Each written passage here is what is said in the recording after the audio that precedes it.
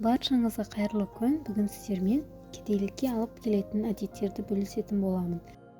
Кедейлікке алып келетін ең бірінші әдет өзіңді аяу. Яғни көпшілік ортада өзіңді бөлек ұстау, қымбат жерге барудан қашу, іштей ұялу, қысылу сезімдері сізді алға ұмтылуға жол бермейді.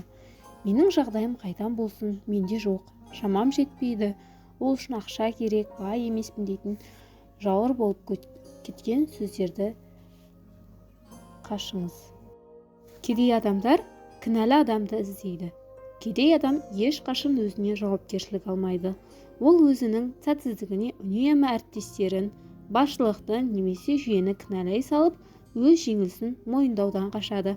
Көптеген адам олар болмағанда мен табысырақ болар едім деп ойлайды. Өзінің дамуына, біліміне ақша салғысы келмейді.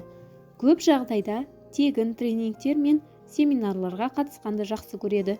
Нәтижесінде көп пайдасы жоқ жиындарға уақыт жұмсайды. Әрі қарай даму мұндайда көп байқала бермейді. Кедей адамда қаржылық стратегия жоқ. Яғни қаржылық білім, қаржылық сауаттылық кедей адамда жоқ. Оның басты қағидасы тапқан ақшасын тезірек жаратып жіберу. Байлар болса, еңбекпен келген ақшасын жинағанды жөн көреді. Ақша жоқ болса, мен қалай инвестиция жасаймын деген сөзді ұмытқан дұрыс. Себебі болашағын ойламаған адамда ғана ақша болмайды. Ақшаны көп тапқан емес, дұрыс жаратқан адам байлыққа кенеледі.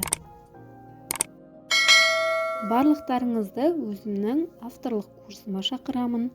Өзіңізді қаржылық сауаттылықты дамытқыңыз келсе, ақшаны басқаруды білгіңіз келсе, менің Instagram парақшама өтіп, курсқа жазылсаңыз болады.